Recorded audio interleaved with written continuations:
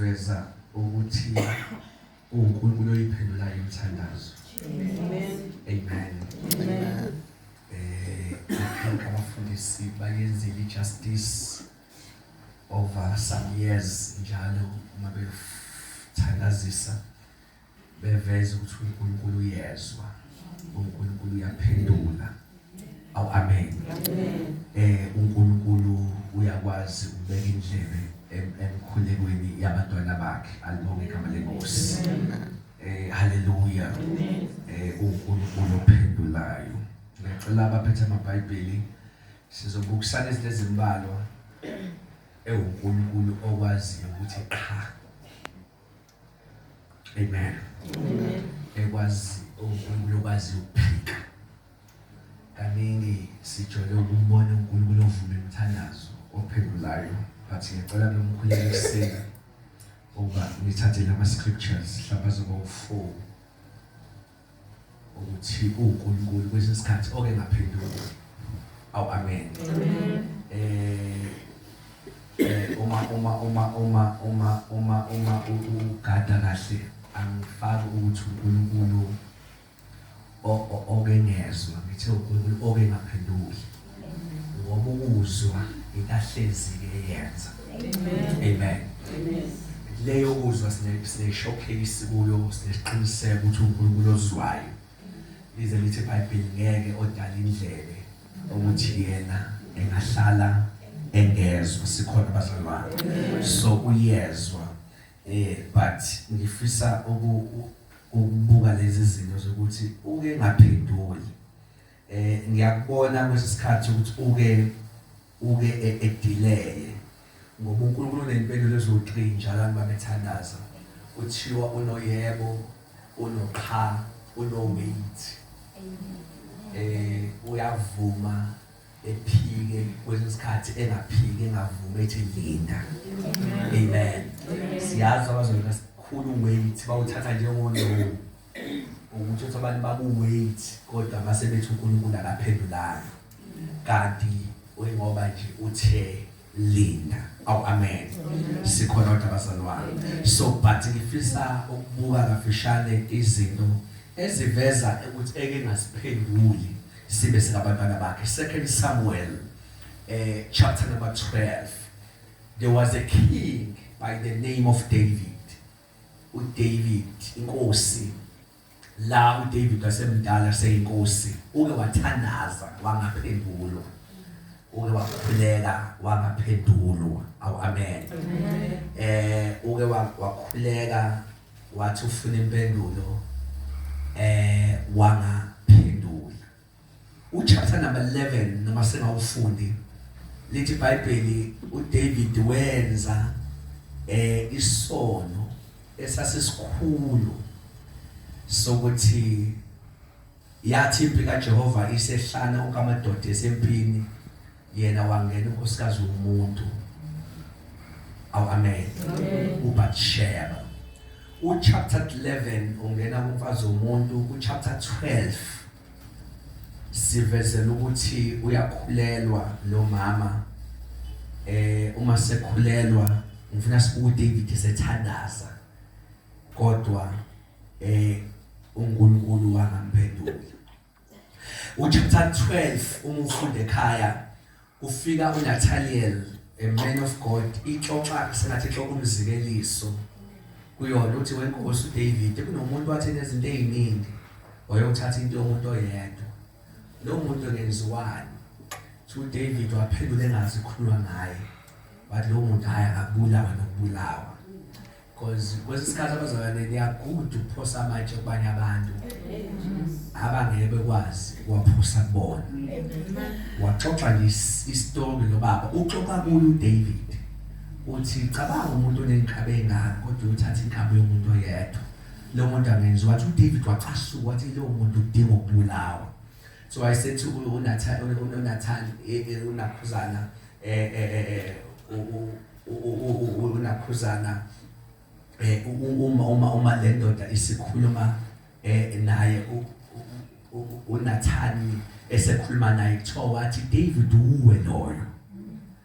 To David ke wabe eseqala ngifela sifunde lamazwi from verse 15 chapter 12 mase siye emthandazweni wakhe mase sibuka impendulo uverse number 15 uthi uNathani wayesebuyela endlini yakhe eseqala ushumlayezo ukuthi indoda uNkulunkulu uthi kunomuntu nje othatha into yomuntu ebiyiwani ezweni lomuntu esisho yonke into uNathani wasebuyela emuva uJehova washaya ngesifo umntwana owazalelwa uDavid kumka-Uriya wagula kakhulu amen shuthi kwagula lengane etholakale lapha ya kulonkosikazi kaUriya verse number 16 umthandazo uthi uDavid wamncenga lifaka igama lomncenga legama lisho ukuthandaza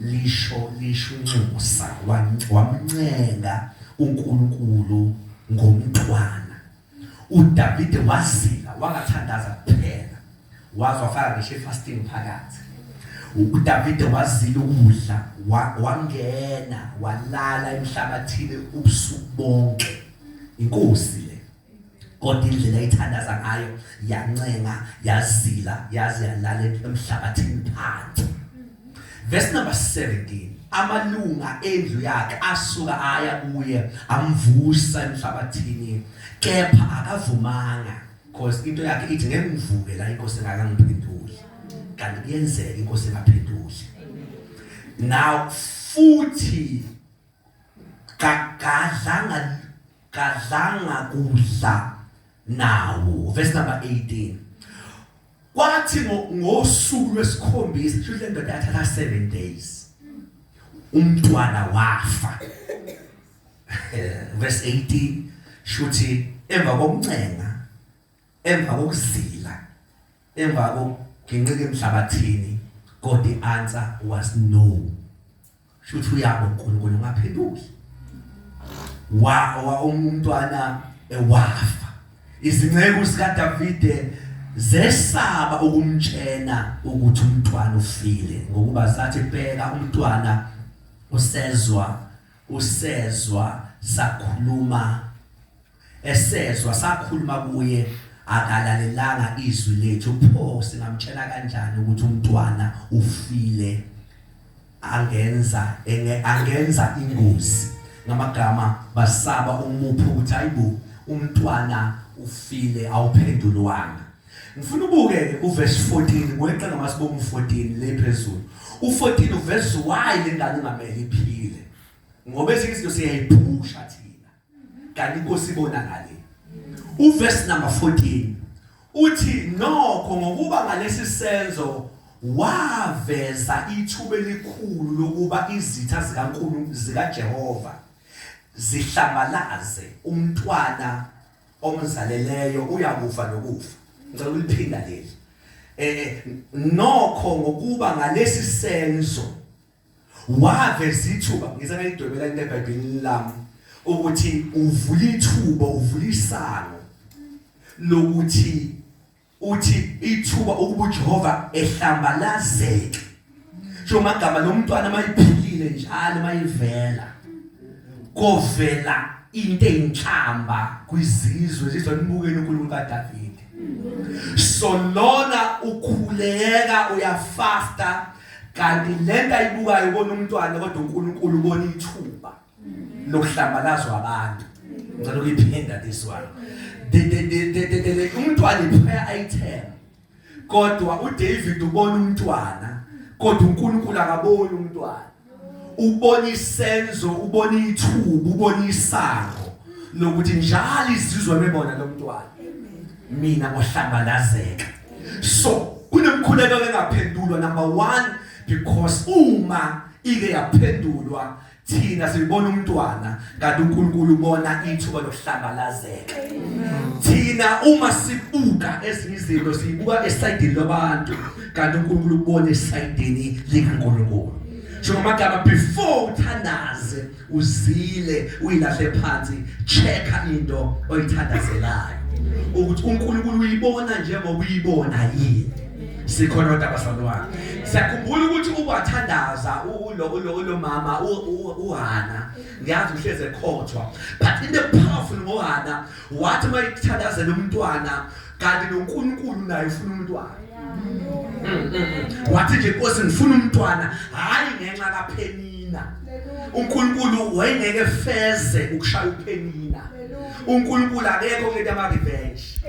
uNkulunkulu akahlali lento yama grudges. uNkulunkulu umethi lo mama, hayi Nkosi ngiyabona umpriest akasekho, ngipha lo mntwana. Mina ngokuphi umpriest? Wathi uNkulunkulu yazi into engiyibukayo nawe ubona yona. Musu ukukhulekela into kanti uNkulunkulu uyibona ngenye indlela, nawe uyibona ngenye indlela. Because ngenzeka ingabi nampendulo. But number 2 abasekho into besibili nangu uPaul naye wathandaza wangaphendula. Abasekho into besibili, that is chapter number 12.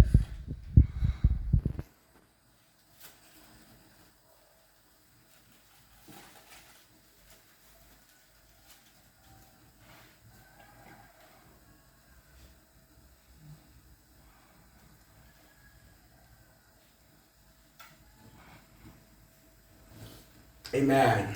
Amen. This is chapter 12, verse number 7.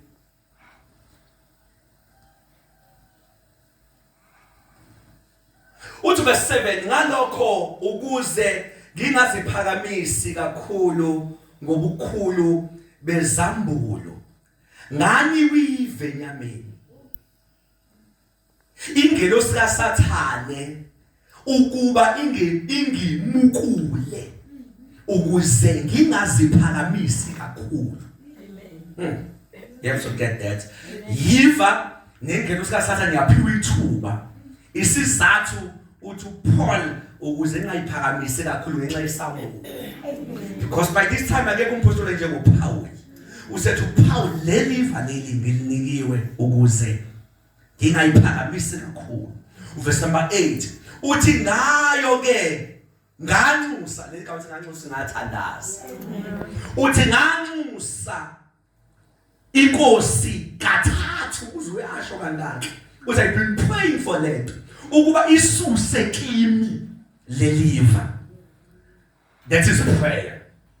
Ngakhuleka for 3 times ngithi lisuke kimi leliva. Verse number 9 yathi kimi umusa wami, inkosi yaphendula, umusa wami ukwanele ngokuba amandla ami apheleliswa ebuthakathakeni. Ngamagama uthi uNkulunkulu la no kule mthandazo aliphumi ke lelivo lifuna liphume. Uthi kodwa ngizokulethela umusa wanele. Uthi ngokuba umusa wami namandla ami apheleliswa ebuthakathakeni.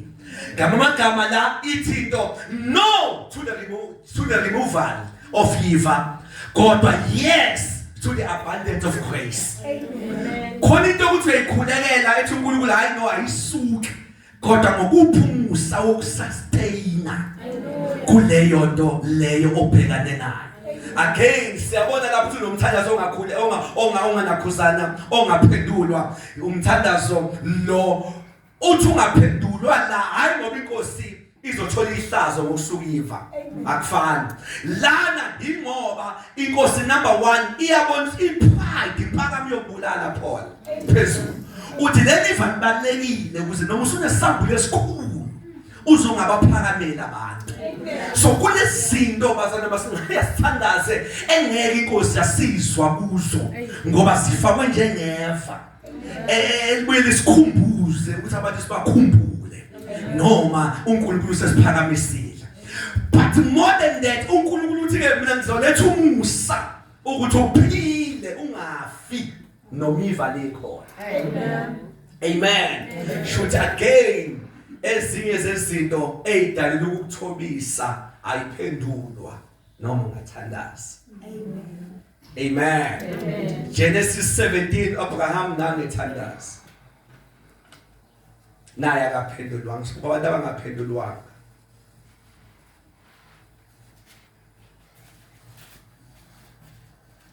In chapter number 17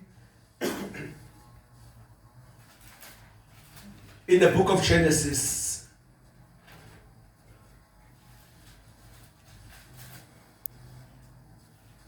From verse number 19.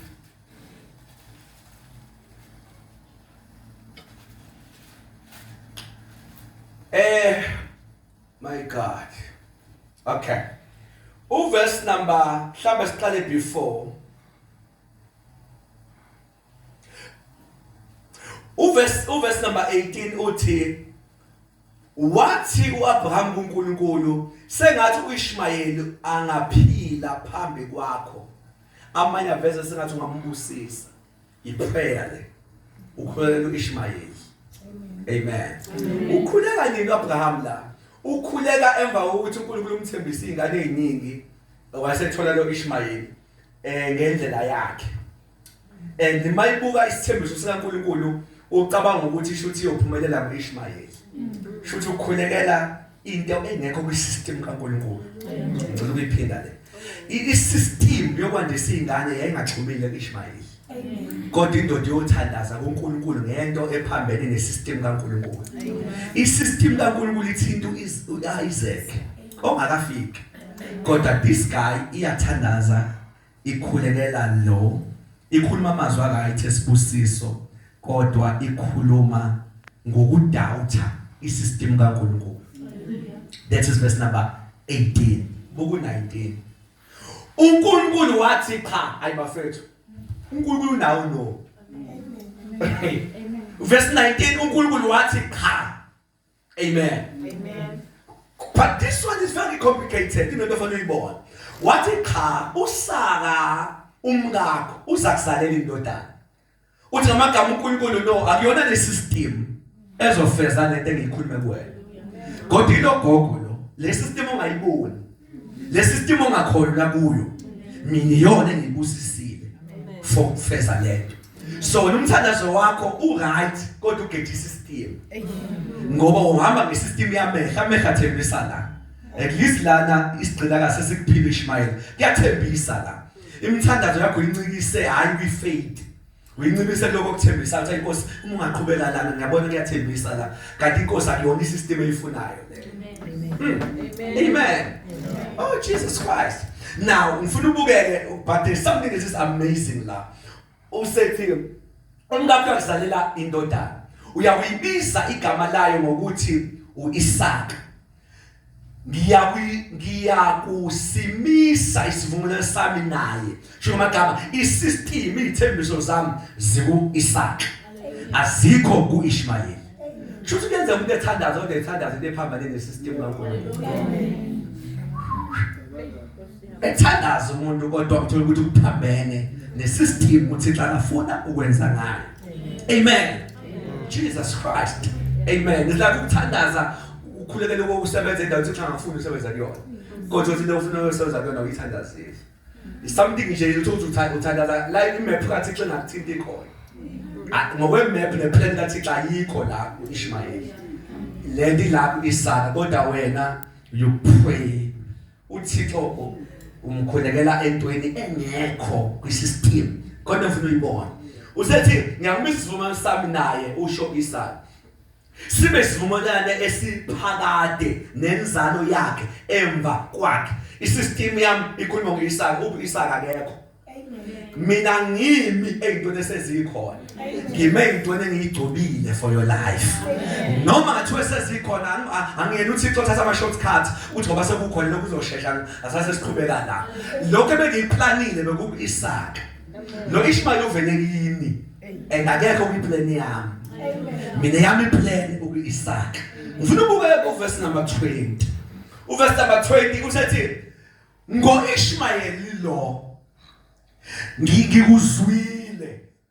How? Amen. Amen. Bazalwane u19 uqale ngegama elikhulu athi cha. Usethi kodwa verse number 20 ngoIshmayeli lo thandaze ngaye. Akusho usangizwana. Ngikuzwile. Should nemthandaza ayiphikile uyizwile. Kodwa unibambe la ishathi. Uthi ngikuzwile, uthi bheka ngiyakumbusisa. Ngimuphe inzalo, ngimandise kakhulu iphela azale izikhulu eziyishumi nambili ngimenze isizwe esikhulu. Ngamagama uthi uNkulunkulu lento engikhuluma ngawe nawe ngenzalo ngawe iku Isaka.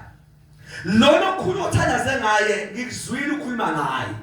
Sethe wathi ngiveze naye nginayo implan ngaye hayi ngoba uthandazile. Amen.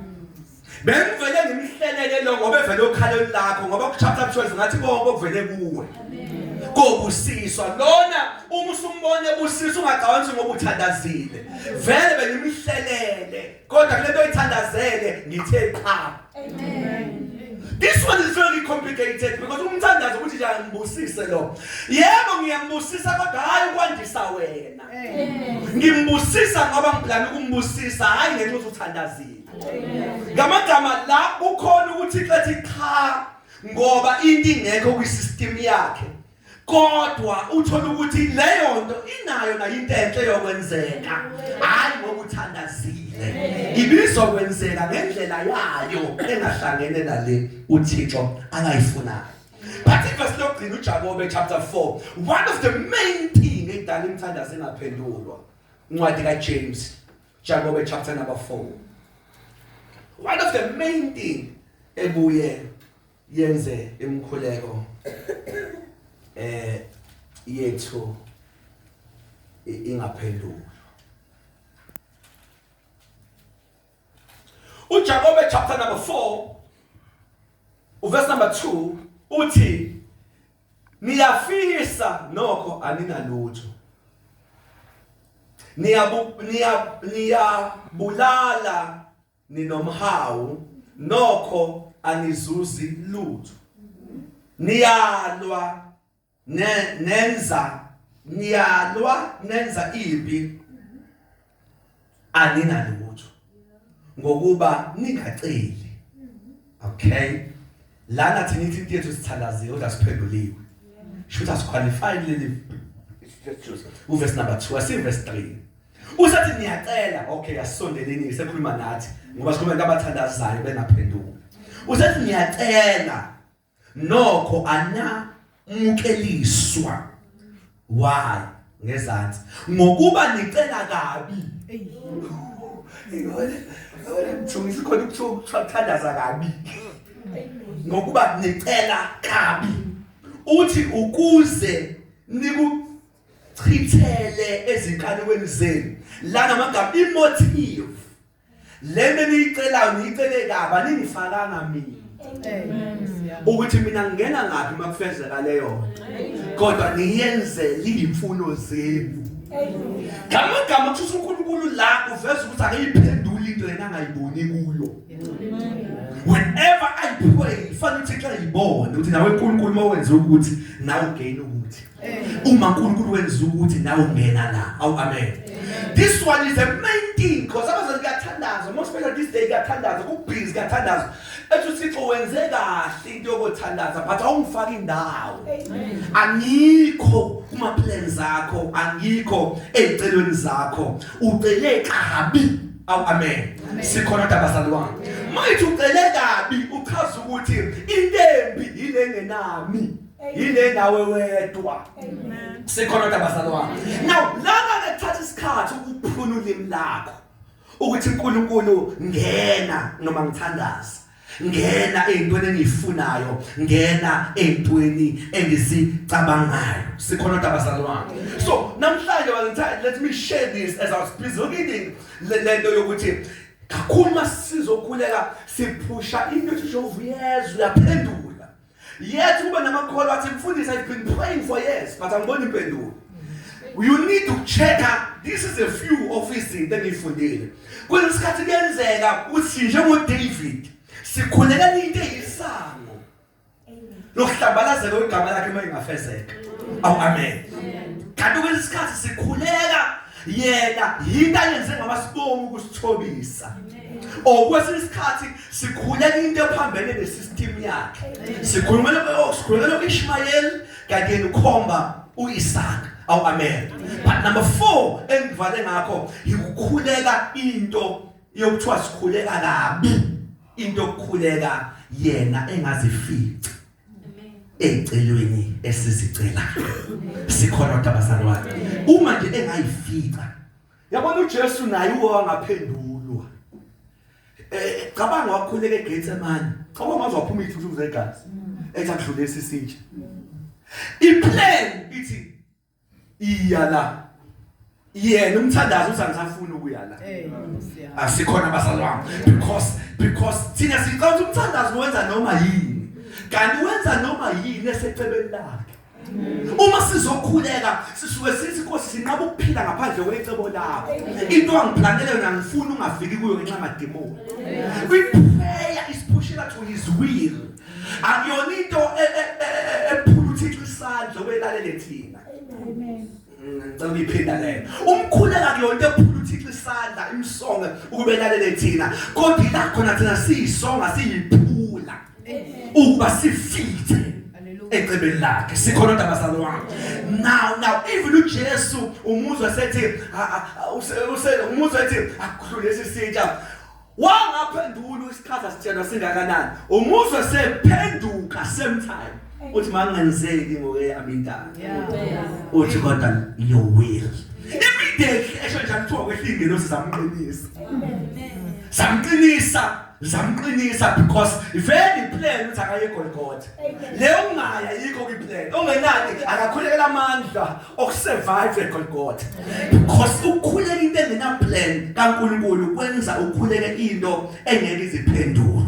Sikhona abazalwane. So sikhuleka kuNkulunkulu with the right motives ukuthi uNkulunkulu sizwe nawe sibone uma inkosi ungenza ukuthi wena uNkulunkulu nawe uyangena kulokho nalokho. Amen. Sikhona abazalwane. This one angazi ngathini. It's like umuntu mezoshumayela, umuntu ekhuleka ukoshumayela. You can't say to God, uNkulunkulu bayongihleka abantu uma ngabheda. Mana nami uthi ungena ngamohlekile. Kodwa sisuphayiti. Hayi Nkosi bazongihleka manje ukuze bengibone kahle mana uNkulunkulu bengibone kahle. Bebone ukuthi Nkosi ngempela ungigcobile. Ngcobe wena bagcobe bonke abantu. Phathe umujika uthi uNkulunkulu mana nami namhlanje ukuze uvele. Bethi mabephuma. Bekubone nakade bekude nawe.